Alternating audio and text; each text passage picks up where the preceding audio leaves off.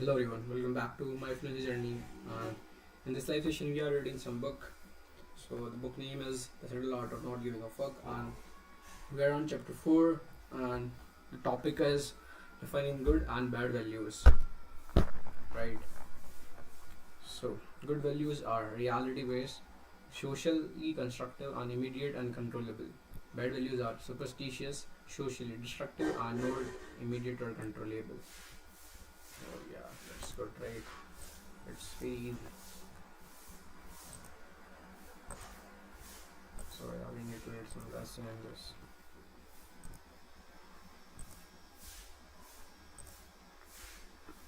Honesty is a good value because it's something you have complete control over.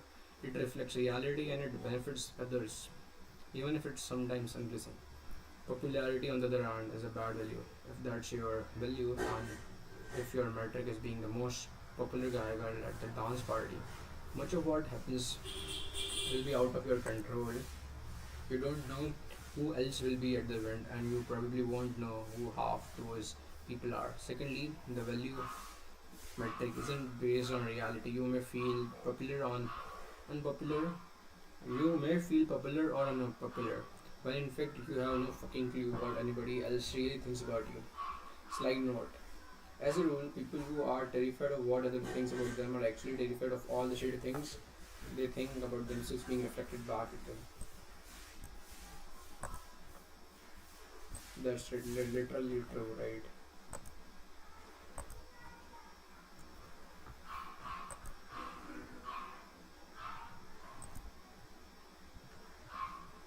Change that button, but why it's not working, bro? It's not. Okay, done. And on something.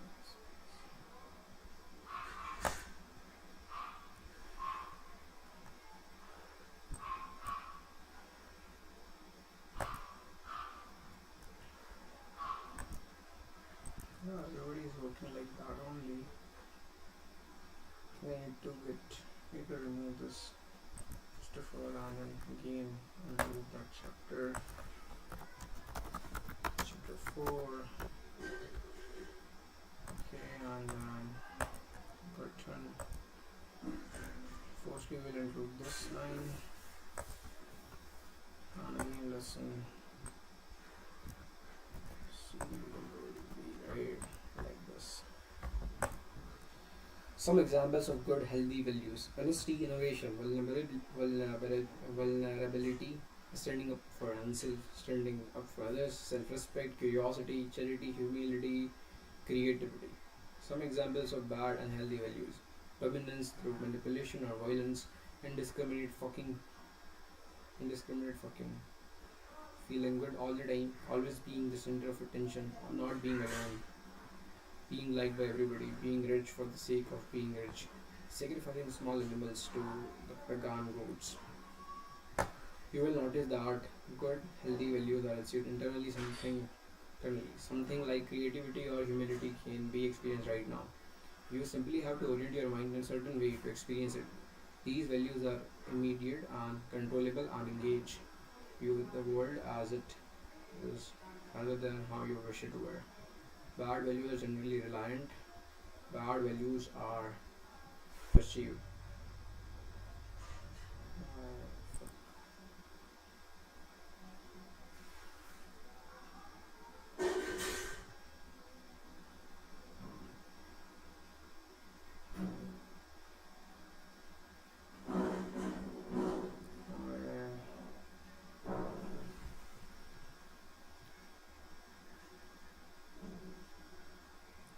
You will notice that good, healthy values are achieved internally, okay?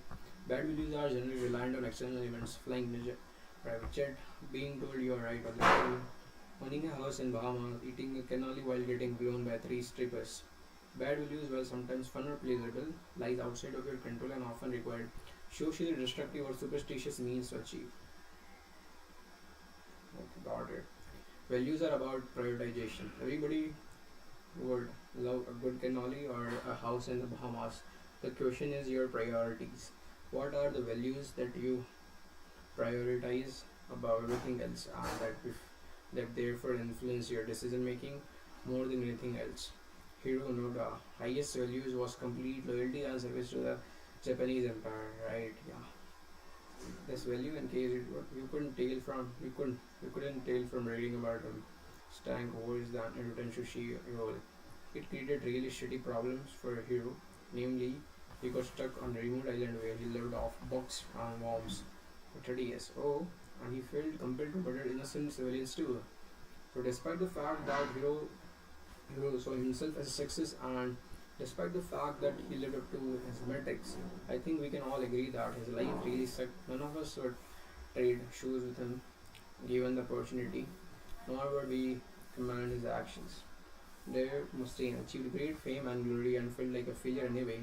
This is because he adopted a correct value based on some arbitrary comparison to the success of others. This value gave him awful problems such as I need to sell 150 million more records, then everything will be great. And my next cue needs to be nothing but stadiums. Problems he thought he needed to solve in order to be happy. It's not surprised that he wasn't. On the contrary, Peter Bass pulled a switcher despite being depressed and distraught by getting kicked out of Beatles. As he grew older, he learned to prioritize what he cared about and what was able to measure his life in a new light. Because of this, Best grew into a happy and healthy old man with an easy life and great family. An easy life and great family. Things that ironically the four Beatles would spend decades struggling to achieve or maintain. When we have poor values, that is, poor standards we set for ourselves and others, we are essentially giving fucks about the things that don't matter, things that in fact make our life worse. But when we choose better values, we are able to divert our fucks to something better, toward things that matter, things that things that improve the state of our well-being and that gate and that gate and that generate happiness, pleasure, and success as side effects. This is, in a nutshell, is what self-improvement is really about. Prioritizing better values, choosing better things to give a fuck about. Because when you give a better fucks, you get better problems, and when you get better problems, you get a better life. It's really true. I think so.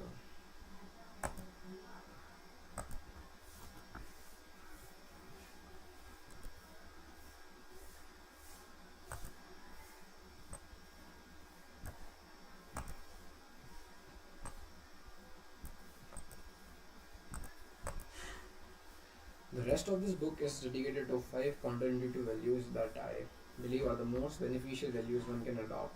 All follow the backward law we talked about earlier, and that they are negative. All require confronting deeper problems rather than avoiding them through highs. These five values are both these five values are both unconventional and uncomfortable, but to me they are life changing. The first The fourth, which we'll look at in the next chapter, is a radical form of responsibility. Taking responsibility for everything that occurs in your life, regardless of who is at fault. The second is uncertainty, acknowledgement of your own ignorance, and cultivation of constant doubt in your own beliefs. The next is failure, the willingness to discover your own flaws and mistakes so that they may be improved upon. The fourth is rejection, the ability to both say and hear no, thus clearly defining what you will and will not accept in your life.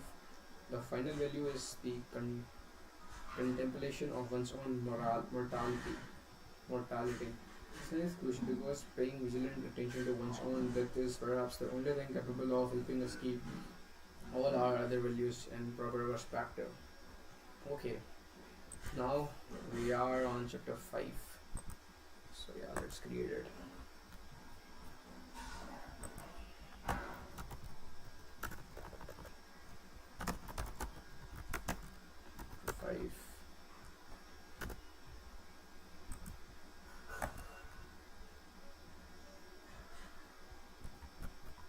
Okay. Okay, chapter 5. You are always choosing. Imagine that somebody puts a gun to your head and tells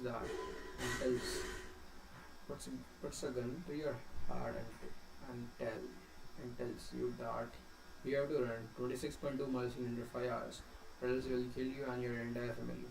That was stuck. Now imagine that you bought nice shoes and running gear, trained religiously for months, or it completed your first marathon with all of your closest family and friends cheering you on the at the finish line. That could potentially be one of the proudest moments of your life. Exact same 26.2 miles, exact same position running them, exact same pain sent through your exact same legs. But when you choose it freely and prepared for it, it was a glorious and important milestone in your life.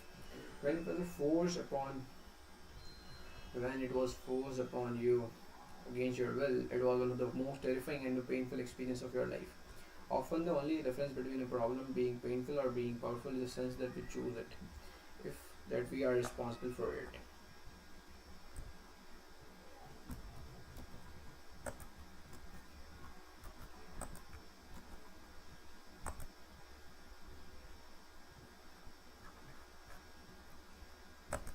If you are miserable in your current situation, chances are it's because you feel like some part of it is outside your control. That there is a problem you have no ability to solve. A problem that was somehow thrust upon you without your choosing. When we feel that we are choosing our problems, we feel empowered. When we feel that our problems are being forced upon us against our will, we feel victimized and miserable.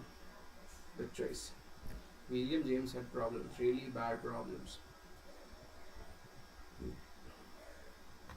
Okay.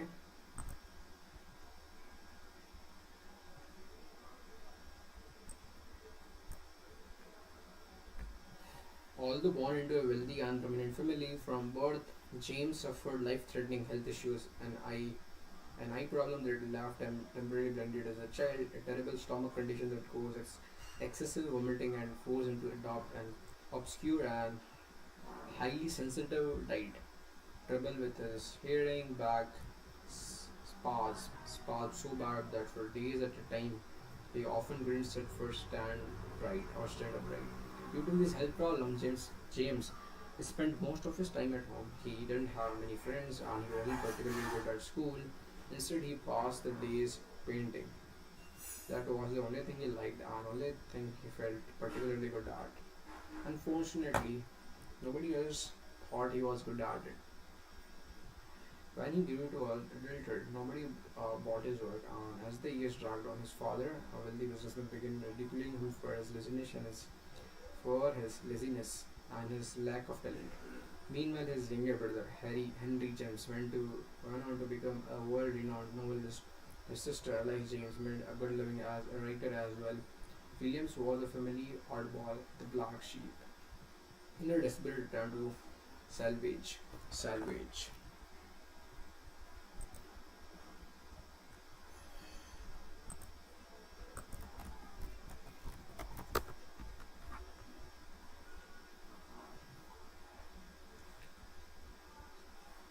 To save or restore, to save or recover.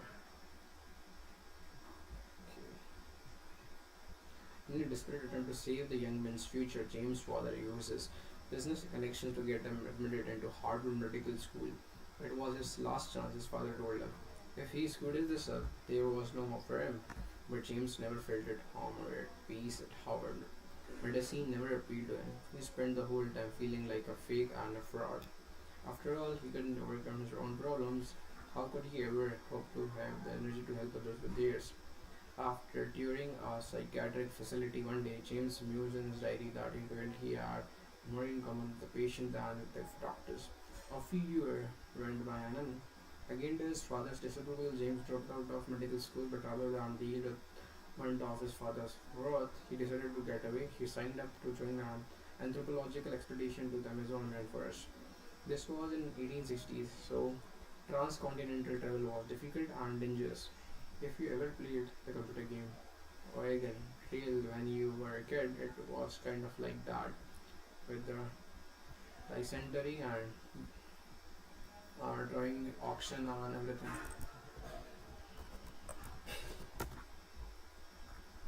Anyways, dysentery. a serious intestinal infection. Anyway, James made it all the way to the Amazon, where the real adventure was to begin. Surprisingly, his fragile health held up that whole way. But once he finally made it, on the first day of expedition, he promptly contracted smallpox and nearly died in the jungle. Then his back spasms returned, painful to the point of making James unable to walk. By this time, he was emaciated, emaciated, and starved from the smallpox, immobilized by his bad back, and left alone in the middle of South America. And the rest of the expedition having gone on without him, with no clear way to get home, a journey that would take months and likely kill him anyway. Emaciated means thin and very weak, wasted. Would take months and likely kill him. But somehow he eventually made it back to the New Zealand, where he was treated by a disappointed father. By this point, the young man wasn't so young anymore, nearly 30-year-olds. Still unemployed, a failure at everything he had attempted, with a body that routinely betrayed him and wasn't likely to get better. Despite all the advantages and opportunities he had been given in life, everything had fallen apart. The only constant in his life seemed to be suffering and disappointment. James fell into a deep depression and began making plans to take his own life. But one night, while reading lectures by philosopher Charles Peirce, James decided to conduct a little experiment. In his diary, he wrote that he would spend 1 year believing that he was 100% responsible for everything that occurred in his life, no matter what. During this period, he would do everything in his power to change his circumstances, no matter what, no matter the likelihood of failure. If nothing improved in that year, then it would be apparent that he was truly powerless to the circumstances around him, and then he would take his own life. The punchline: William James went on to become the father of American psychology. His work has been translated into Brazilian languages, and he is regarded as one of the most influential intellectual philosophers, psychologists of his iterations. He would go on to teach at Harvard and would tour much of the United States and Europe giving lectures. He would marry and have 5 children, one of whom Henry would become a famous biographer. Henry would become a famous biographer and win a Pulitzer Prize. James would later refer to his little experiment as his rebirth and would credit everything that he later accomplished in life. Bro, it's a real fucking thing. What do we call it as, like, affirmation or something like that. Be responsible. Like, this is a simple realization from which all personal improvements and growth emerges. This is the realization that we individually are responsible for everything in our lives, no matter what the external circumstances. We don't always control what happened to us, but we always control how we interpret what happened to us, as how we respond. Whether we consciously recognize it or not, we are always responsible for our experiences. It's impossible not to be. Choosing to not consciously interpret events in our lives is still an interpretation of the events of our lives. Choosing to not respond, choosing to not respond to the events in our lives is still a response to the events in our lives. Even if we get run over by a clone car and pissed on by a bus load of school children, it's still your responsibility to interpret the meaning of the event and choose a response. Whether we like it or not, we are always taking an active role. We are always taking an active role in what's occurring to within us. We are always interpreting the meaning of every moment of every occurrence. We are always choosing the values by which we live and metrics by which we measure everything that happened to us. Often the same event can be good or bad, depending on the metric we chosen to use. The point is, we are always choosing whether we recognize it or not.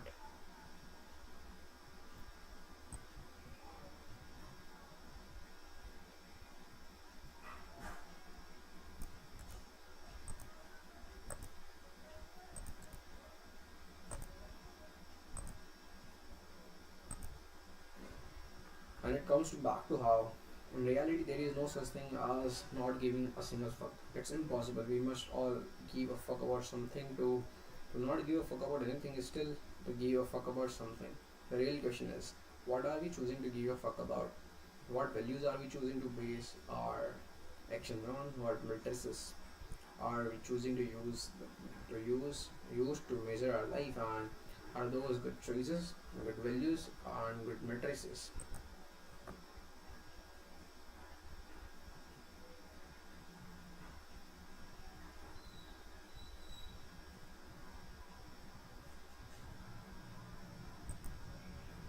Okay,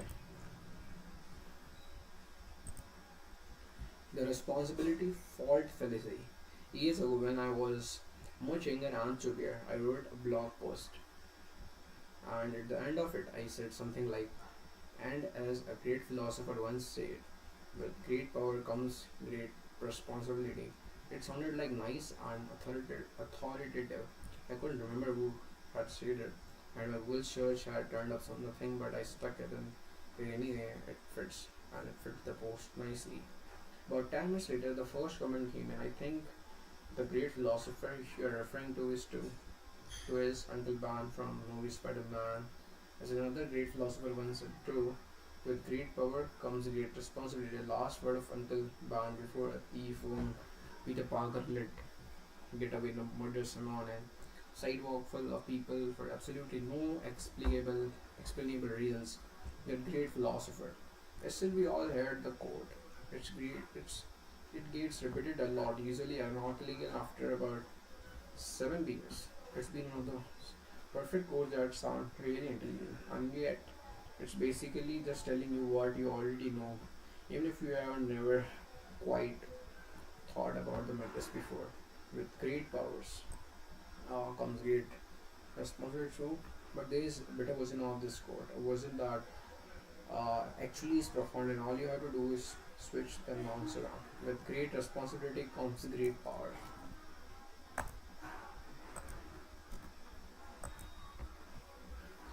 Oh, nice. The more we choose to accept responsibility in our lives, the more power will exercise over our lives. Accepting responsibility for our problems is just the first step to solving problems. I once knew a man who was convinced that the reason no women would date him was because he was too short. He was educated, interesting, and good looking, a good catch, invincible, but he was absolutely convinced that women find him too short to date. And because he felt that he was too short, he didn't often go out and try to meet women. The few times he did, he would he would home in the smallest behaviors from any woman he talked with that could possibly indicate he wasn't attractive enough for her, and convince himself that she didn't like him even if she really did. As you can imagine, his dating life sucked. What he didn't realize was that he had chosen the value that was hurting him, height. Women he assumed are attractive only to height. He was screwed no matter what he did. This choice of value was disempowering. It gave this man a really crappy problem. Not being tall enough in the world. Not being tall enough. The world mean for tall people. They are far better values than he could have doubted in his dating life. I want to date only women who like me for whom I am. Must have been a nice place to start. I'm not the best sure. This is the values of honesty and acceptance. But he did not show that these values. He likely wasn't even aware that he was choosing his values, even though he didn't realize that he was responsible for his own problems. Despite that responsibility, he went on looking, but I don't have a choice. He would tell the bartender, "There is nothing I can do. Women are superficial and vain and will never like me." Yes, it's every single woman's fault for not liking a self-contained shallow guy with city values. Obviously, a lot of people hesitate to take responsibility for their own problems because they believe that to be responsible for your problems is to be a fault for your problems.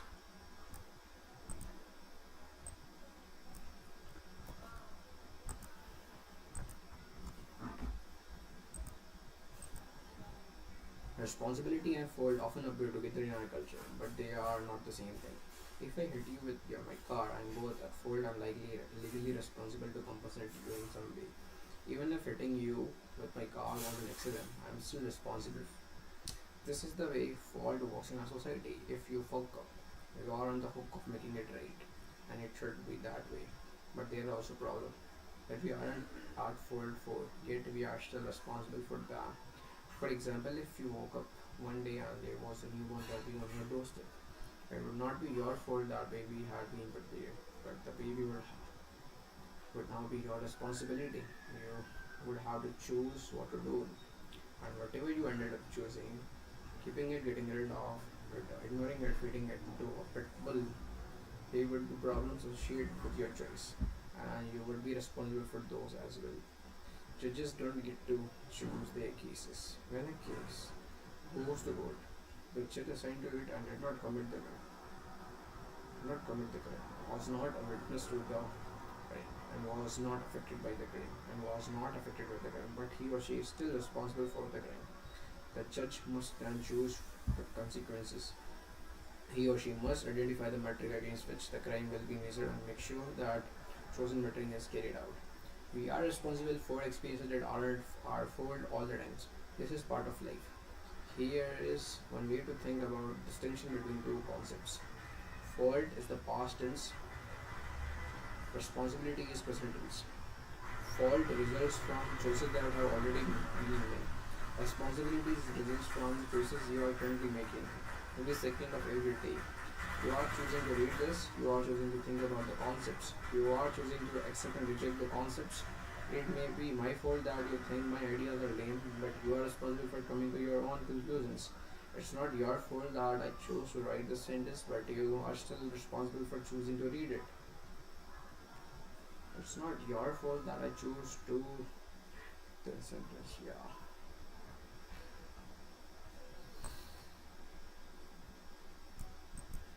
Okay, there is a difference between blaming someone else for your situation and it personally, and the person's actually being responsible for your situation. Nobody else is ever responsible for your situation but you. Many people may be to blame, maybe to blame for your unhappiness, but nobody is ever responsible for your unhappiness but you. This is because you always get to choose how you see things, how you react things, how you value things, how were you. You always get to choose the metric by which to measure your experiences. My first girlfriend dumped me in spectacle fashion. She was cheating on me with her teacher. It was awesome, and by awesome I mean it felt like getting punched in the stomach about 253 times. To make things worse, when I confronted her about it, she promptly left me for him. Left me for him. 3 years together, down the toilet just like that. It was miserable for months afterward. That was to be expected, but I also held responsible for my misery, which take it for me didn't get me very far. It just made the misery worse. See, I couldn't control her. No matter how many times I called her or screamed at her or begged her to take me back or made surprise visits to her place or did other creepy and irrational ex-boyfriend things. I could never control her emotion or her action. Ultimately, while she was to blame for how she was never responsible for how I felt and I was. At some point, after enough tears and alcohol, my thinking began to shift, and I began to understand that although she had done something horrible to me and she could be blamed for that, it was now my own responsibility to make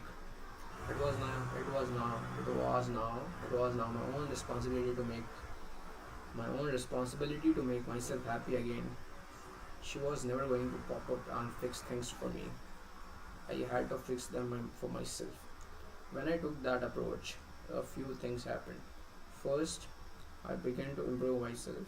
First, when I took that approach, a few things happened. First, I began to improve myself. I started exercising and spending more times with my friends.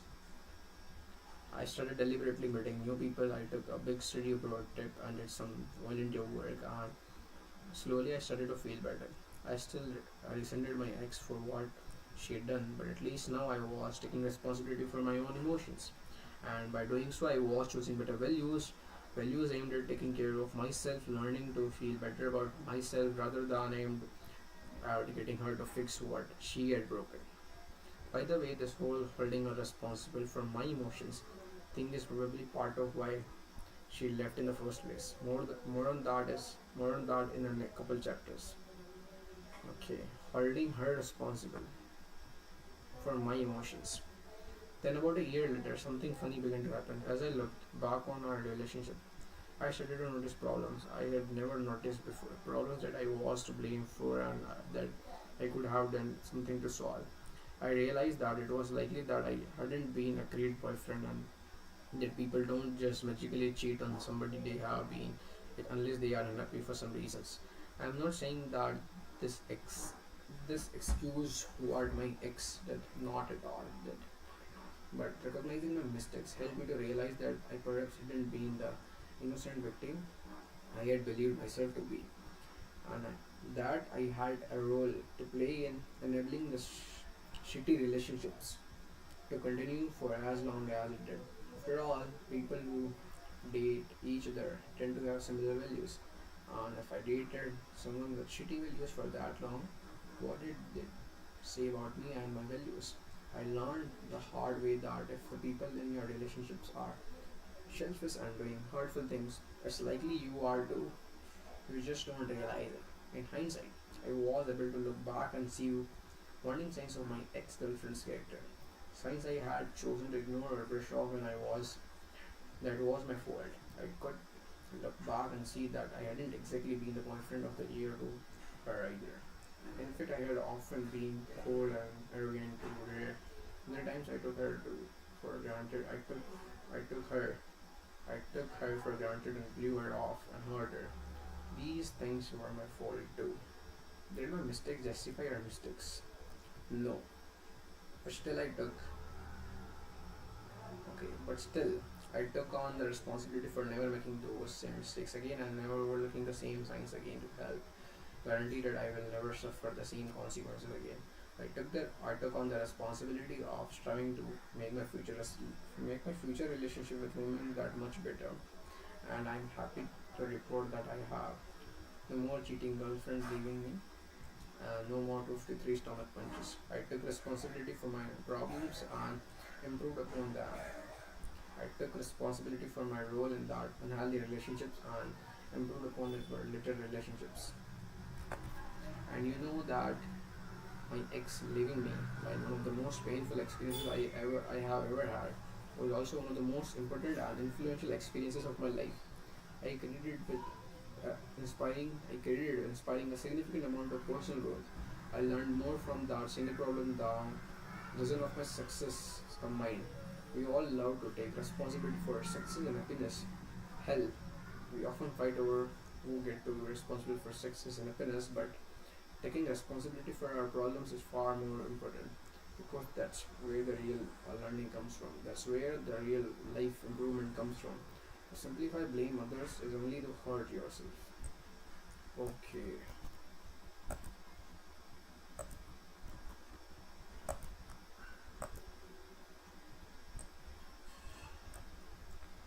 Responding to tragedy.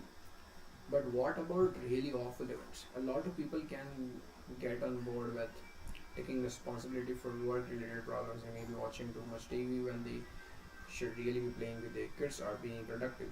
But when it comes to horrible tragedies, they pull the emergency cord on the responsibility train and get off when it stops.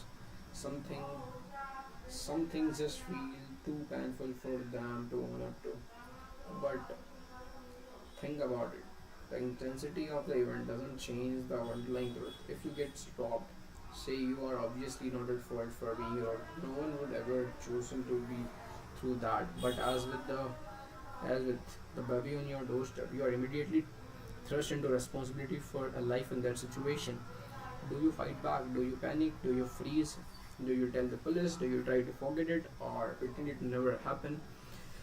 These are all the choices and reactions you are responsible for making or rejecting. You didn't choose a robbery, but it's still your responsibility to manage the emotional and the psychological fallout of the experience. In 2008, the Taliban took control of the Swat Valley, a remote part of northeastern Pakistan. They quickly implemented their Muslim extremist agenda, No television, no films, no women outside the house without a male escort, no girls attending school, no girls attending school. By 2009, an 11-year-old Pakistani girl named Malala Yousafzai Yousafzai had begun to speak out, begun to speak out against the school ban. She continued to attend her local school, risking both her and her father's lives. She also attended conferences in nearby cities. She wrote online, "How dare the Taliban take away my right for education?" In 2012, at the age of 14, she was shot in the face as she rode the bus from school one day. A masked Taliban soldier armed with a rifle boarded the bus and asked, "Who is Malala? Tell me, or I will shoot everyone here." Malala identified herself, an amazing choice in and of itself, and the men shot her in the heart in front of all the other passengers. Malala went into a coma and almost died. The Taliban stated publicly that if she somehow survived the attempt, they would kill both her and her father. Today, Malala is still alive. She still speaks out against violence and oppression toward women in Muslim countries. Now, as a best-selling author, in 2014, she received the Nobel Peace Prize for her efforts. It would seem that being shot in the face only gave her a larger audience and more courage than before. It would have been easy for her to lie down and say, I can't do anything. I can't do anything or I have no choice." That's ironically would still have been her choice, but she chose the opposite. A few years ago, I had written about some of the ideas in this chapter on my blog, and left a comment. He said that I was shallow and superficial, adding that I had no real understanding of life's problem or human responsibility. He said that his son has recently died in a car accident. He accused me of not knowing what true pain was, and said that I was an asshole for suggesting that he himself was responsible for the pain he felt over his son's death. This man had obviously suffered pain much greater than the most people ever have to confront in their lives. He didn't choose for his son to die, or nor was it his fault that his son died. The responsibility for coping with that loss was given to him, even though it was clearly and understandably unwanted. But despite all that, he was still responsible for his own emotions, beliefs, and actions. How he reacted to his son's death was his own choice. Pain of one sort or another is inevitable for all of us, but we get to choose what is means to or for us. Even in claiming that he had no choice in the matter and simply wanted his son back, he was making a choice. One of many ways he could have chosen to. He could have chosen to use that weapon. Of course, I didn't say. Of course, I didn't say any of this to him. I was too busy being terrified and thinking that yes, perhaps I was I was way in over my head and had no idea what the fuck I was talking about. There's hazard that comes with my line of work, a problem that I chose, and a problem that I was responsible for dealing with. At first, I felt awful, but then after a few minutes, I began to get angry. His objections had little to do with what I was actually saying. I told myself, and what the hell? Just because I don't have a kid who died, it doesn't mean that I haven't experienced terrible pain myself. But then I actually applied my own advice. I chose my problem. I could get mad at this man and argue with him, try to outpain him with my own pain, which would just make us both look stupid and insensitive. Or I could choose a better problem, working on practicing patience, understanding my readers better, and keeping that man in mind every day. I wrote about the pain and trauma from then on, and that's what I tried to do. I replied simply, and I was sorry for his loss, and left it at there. What else can you say? Oh, genetics and hand we are dealt.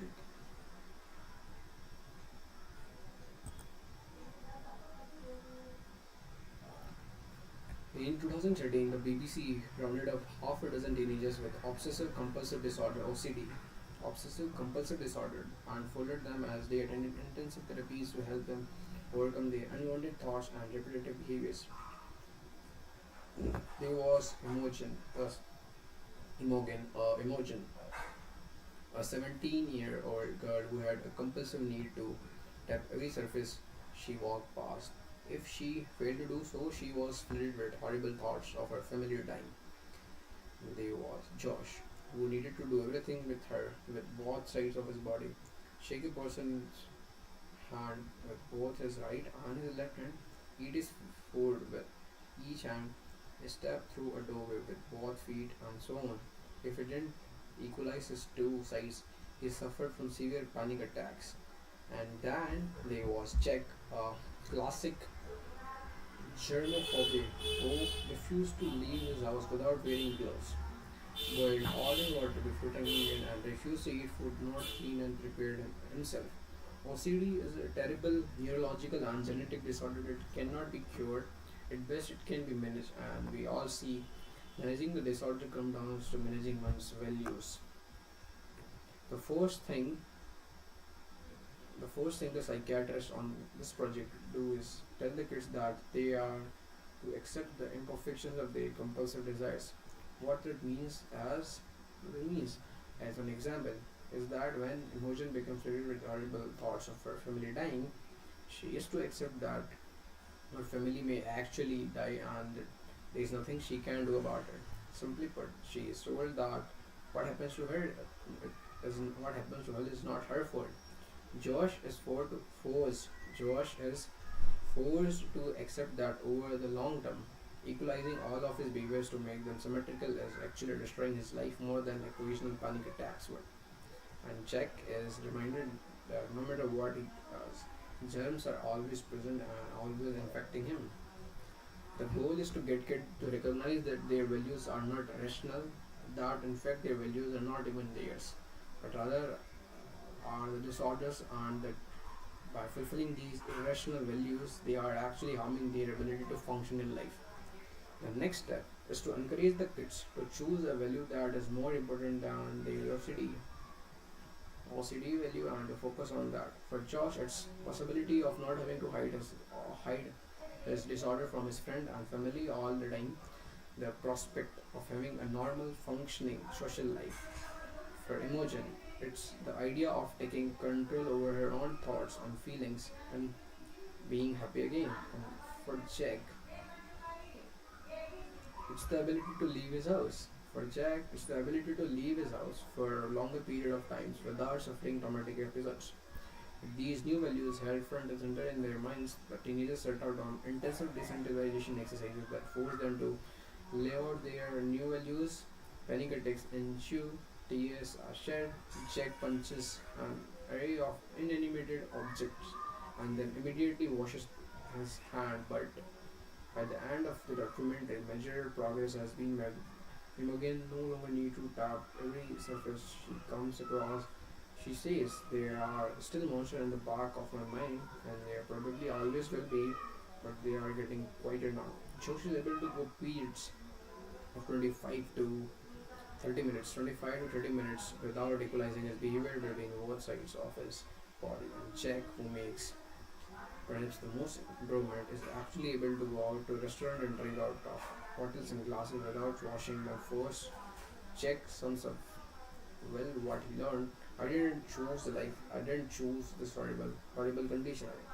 But I get to choose how to live with it. I have to. I have to choose how to live it. A lot of people treat. A lot of people treat being born with a disadvantage, whether OCD or a small stature or something very different, as though they were screwed out of something highly valuable.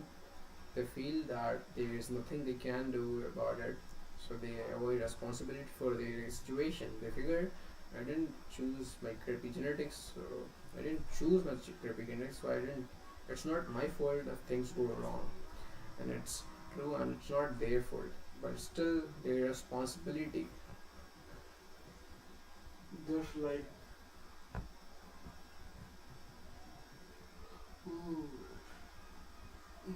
I was always thinking of my height, because my height is 5'4", between 5'4" and 5'5", so that's not too much height for a boy to date, right? But yeah,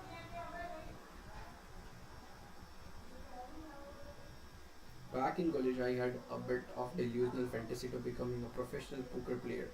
I won money and everything, and it was the fun. But after almost a year of serious play, I quit.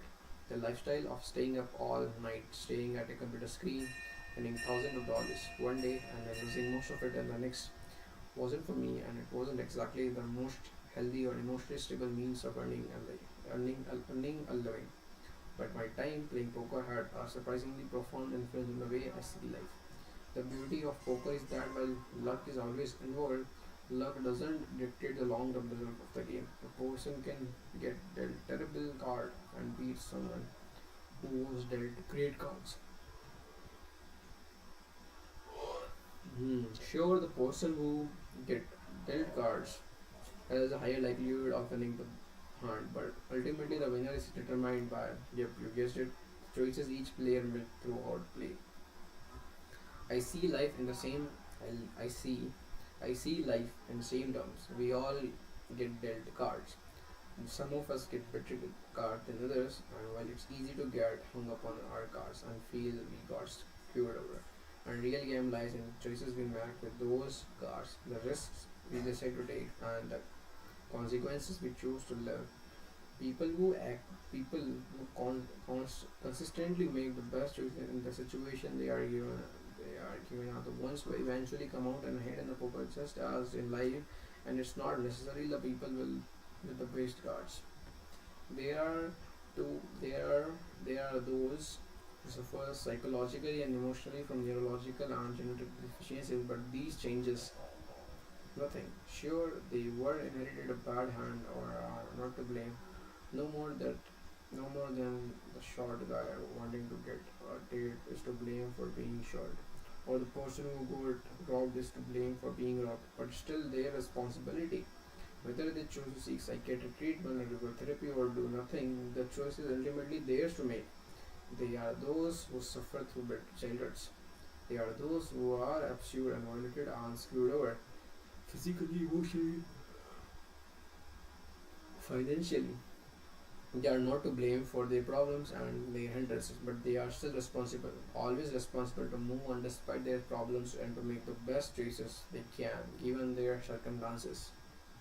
If given your cards, you need to make the best choices, right?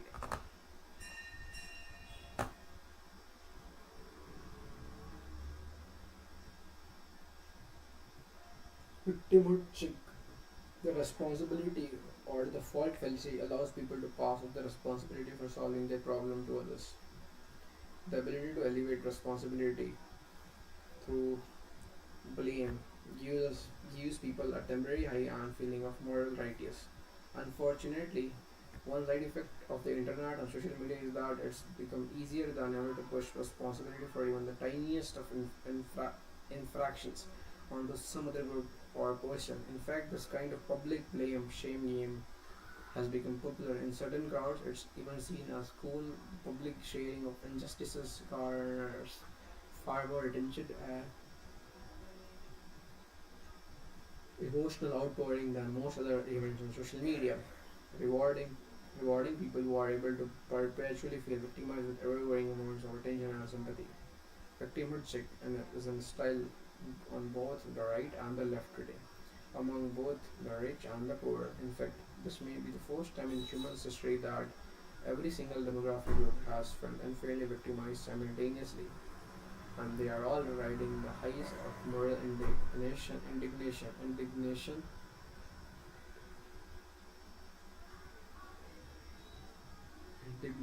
that comes along with it. Right now, anyone who is offended about anything, right now, anyone who is offended about anything, whether it's the fact that a book about racism was assigned in a university class, of that Christmas tree was Christmas tree were banned at local mall, or the fact that taxes were raised half a percent on investment funds, feels as though they are being oppressed in some way or therefore deserve to be outraged. Okay, and outraged and to have certain amount of attention. The current media environment The current media environment both encourages and perpetuates these reactions because, after all, it's good for businesses. The writer and media commentator, the writer and media commentator Ryan Holiday refer to this as outrage porn.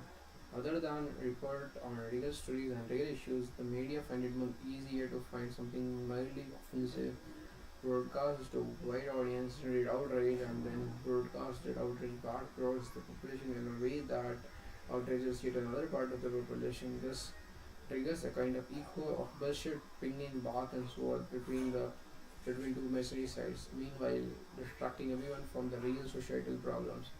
It's no wonder we are more politically polarized than ever before. The, the biggest problem with victim trick is that it sucks attention away from actual victims. It's like the boy who cried wolf.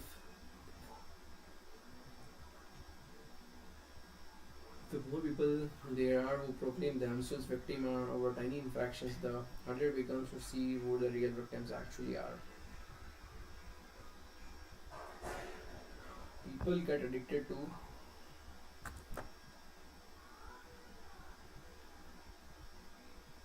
People get addicted to feeling offended all the time because it gives them a high. Being self-righteous and morally superior feels good. As political cartoonist Kim Creedier creator put in a New York Times op-ed, outrage is like a lot of other things that feel good, but over time devour us from the inside out, and it's even more inside us than most vices because we don't even consciously acknowledge that it's pleasure.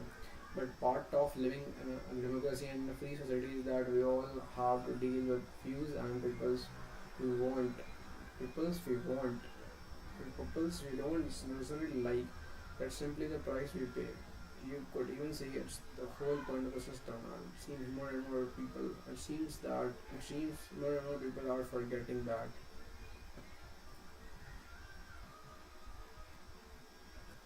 Okay, we should pick our battles. We should pick our battles carefully while simultaneously attempting to empathize a bit with so-called enemy. We should approach the news and media with a healthy dose of skepticism and avoid offending those who disagree with us and with a broad brush. We should prioritize values of being honest, fostering transparency, and welcoming doubt over the values of being right, feeling good, and getting revenge. These democratic values are harder to maintain amidst the constant noise of a networked world.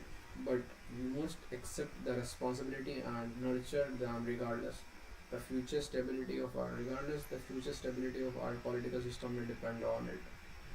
There is no how. A lot of people might hear all of this and say something like, okay, but how? I get that my values suck and that I avoid responsibility for all of my problems and that I am entitled little shit who thinks the world should revolve around me and every inconvenience I experience. But how do I change?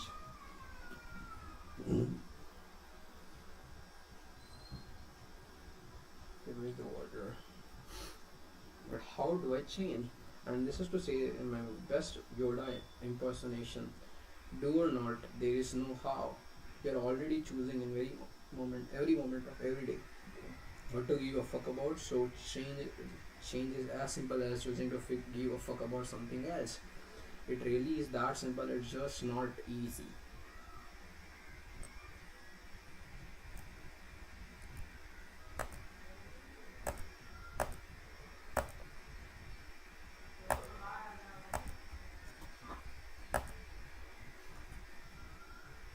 It's not easy because you are going to feel like a loser, a fraud, a dumbass at first.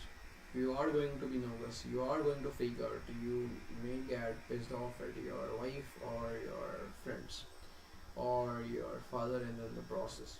These are all side effects of changing your values, of changing the fucks you are giving, but they are inevitable. It's simple but really, really hard.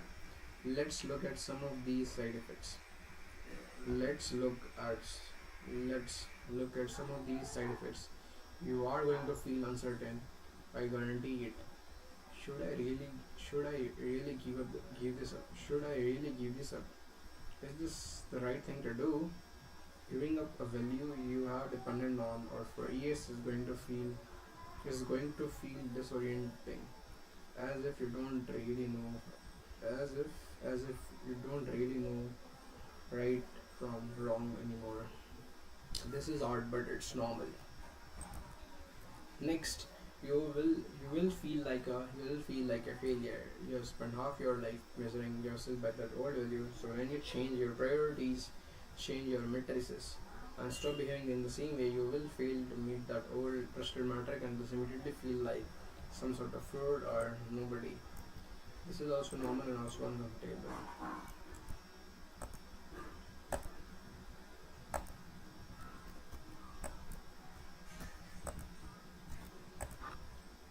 And certainly you will weather rejection. You will weather rejection. Many of the relationships in your life are built around the values you have been keeping.